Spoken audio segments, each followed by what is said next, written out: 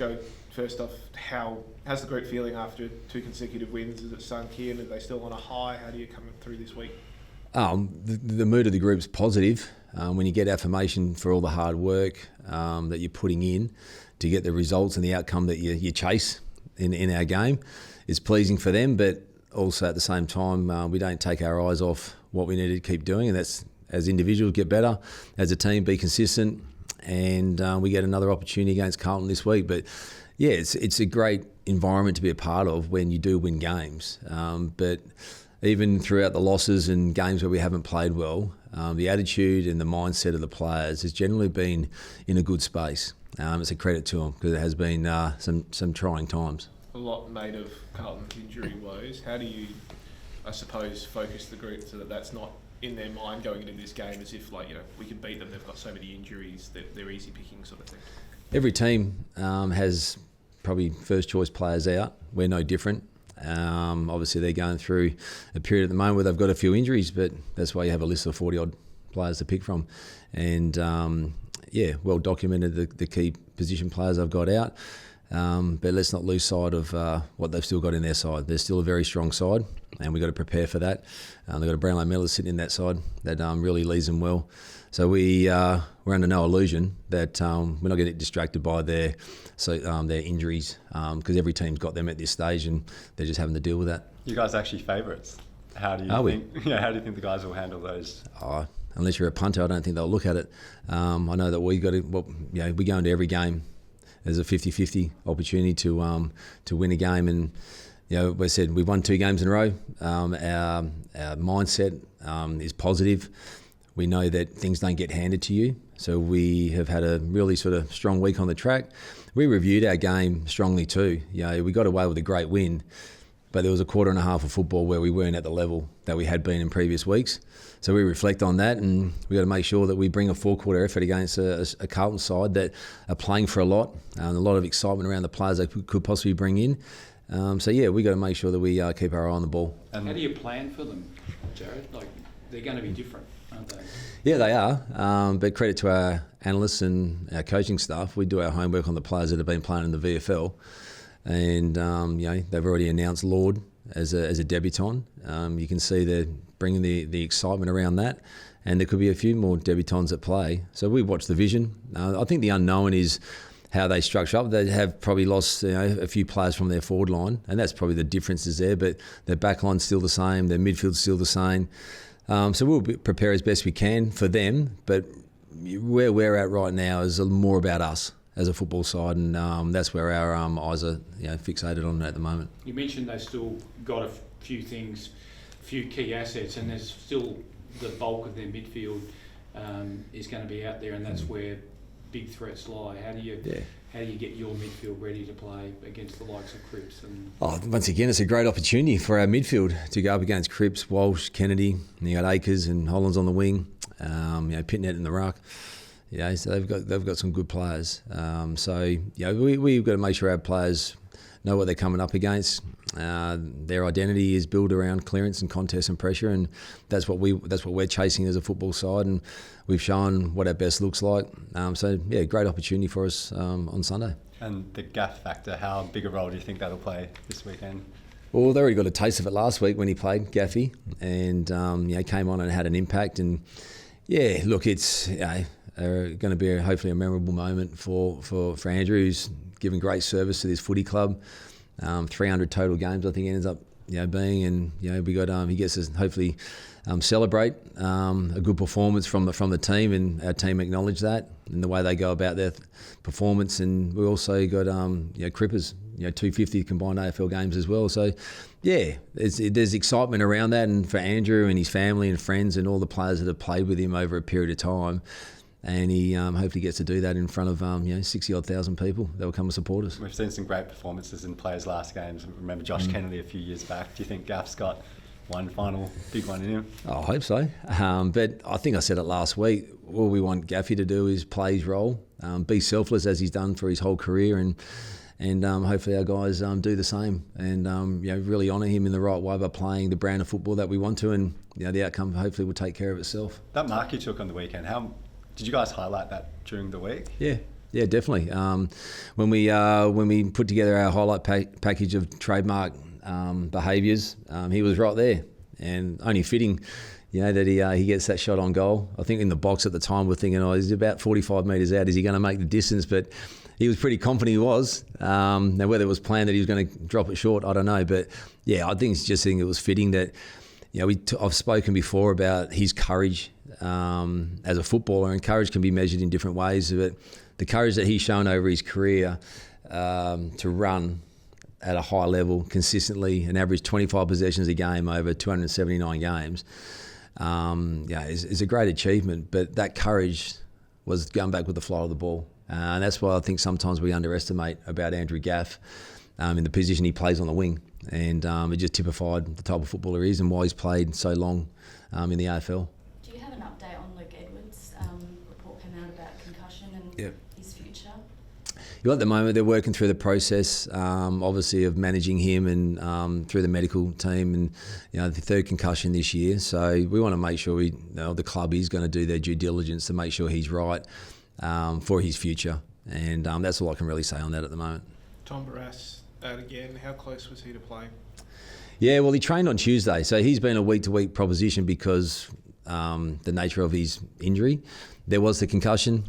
He's had a back and hamstring, and Tom trained on Tuesday, pulled up a little bit sore, and that's been the issue. Gets moving and then pulls up sore, and then unfortunately he couldn't train at all yesterday. So then we can't look at selecting him. We can't take that risk.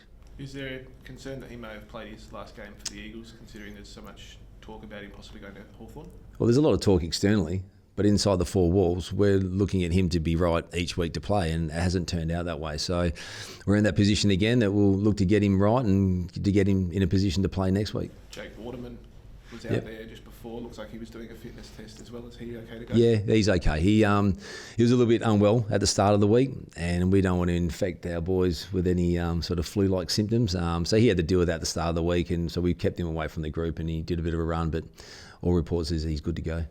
How have you viewed Liam Ryan's season after the two significant hamstring issues, Jarrad? Progressing really well. I think we saw on the weekend the Liam Ryan of old. In his second half, a couple of ground balls, one that he hits Oscar Allen on the lead, the other one he gives a handball to Elliot Yeo. Two good critical goals in the last quarter. By his own admission and by a conversation we had throughout the game, he wasn't in a great space with his form and what he was delivering in the first half. But true to a pro that he is, when he wants to really sort of commit and push forward, he has an impact on our football side. And I think where he was when he first came back, he was probably a couple of weeks earlier than where we probably thought he would be in terms of fitness and feeling confident within the hamstring. But when you've had two hamstring tendon injuries, a lot comes down to the confidence that you've got to try and get from game to game, and the work that he's put in has really held him in good stead in terms of now where he's at. But he's got confidence in what he can do, and we saw that with his couple of ground balls that he picked up late in the game. So I think he's progressed well, and we expect him to continue that. Clearly you have a relationship with him that goes back further than most people. Yep. Do you expect him to be at the club next year? There's a bit of cackle around that he might be one that shifts or gets shifted. I'd expect him to be here. Yeah. Jarrad, obviously the main topic out of West Coast too is the coaching role. A few guys over east have pulled out of the process or said they don't want to be a part of the process. I'm not sure where you're at with that yet, but when you look at the future of this role, the job as a whole, is this something that excites you? Do you think this is a good job to have, leading this club forward? I think I've said when I was endorsed to be the caretaker for the remainder of the season, I was excited. Nothing's changed with my mindset. I'm loving what I'm doing, and I'm focusing on the now. I know it probably sounds cliche, but I'm really focusing on week to week and coaching the best I can to help the side be better and be consistent. And in due course, we'll have those conversations. The club's got a process to go through, and I respect that and understand that. What other coaches are doing in terms of their decision, that's not in my control. That's their control. So I'm not worrying about that. But what I am excited is that what we've seen over the last period of time, what we've got for the future. I am excited about where this football club's heading. And you're now the people's choice. Am I? Okay. What's that like, knowing that there's a huge groundswell of support? Yeah, I don't know. We lose a few games. I don't know. Will it be any different? I don't know. Yeah, look, I just think it's great that our members, as I've said before, and I think Simo said previously, the support of our members has been fantastic through adversity and through the good times as well. And they're always showing strong support to our club. And I'm in this position, and yeah, you feel that support, but at the end of the day, that's what good supporters do, and we've got over 100,000 of them. What sort of feedback do you get just out in public? Not much. I don't really go home and come to training, but it's probably more the external people that might cop a little bit of noise, but yeah, you don't really get caught up in that. How do you find this side of it, talking to us 2 or 3 times a week as opposed to once every couple of weeks? I like seeing your familiar faces. A little bit more relaxed than where I was in the first interview that I came in. But yeah, look, it's you enjoy speaking, you enjoy being across the whole industry. I know there's a lot of questions to be answered. People want to know, but yeah, don't mind you guys. Have you, because the club's already reaching out to get people as part of the process, I'm guessing they've also asked you, do you want to be part of this process? Yeah, as I said, we've had casual conversations in the early stages out of respect to the position I'm in, because they know that I'm really focusing on the team and now.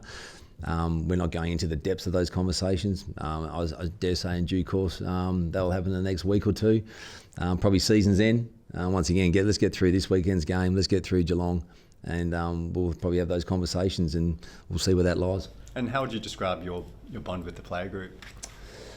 I've always felt from the day I walked in that I've had a bond with the players. I suppose the difference probably in the last 6 weeks is you get across to other lines. When you do the midfield, you probably can get caught just doing the middle. You have your conversation with all players, but I've always been one to be a people's person and build relationships. And I've had that opportunity over the last 6 weeks or so to really sort of spread my love for the boys, and I'm really enjoying that. And yeah, you just learn so much about the players and what they're going through, not only as football but away from football as well. But I think I have a strong bond, but I think all our coaches do too, and that's why we've been able to get through the tough times. And you can only do that with strong relationships, and I think we do that well as a coaching group and a football department. Can I ask, what the boys look like? They've been really excited to have the UFC guys in the gym. There's selfies flying everywhere, and what's that been like? Does it change the mood a little bit or change things up a little bit? What's a tense environment being in a footy club? It's great for the footy club, great for the UFC fellas. I know there's some, I'm one of them. I love the sport.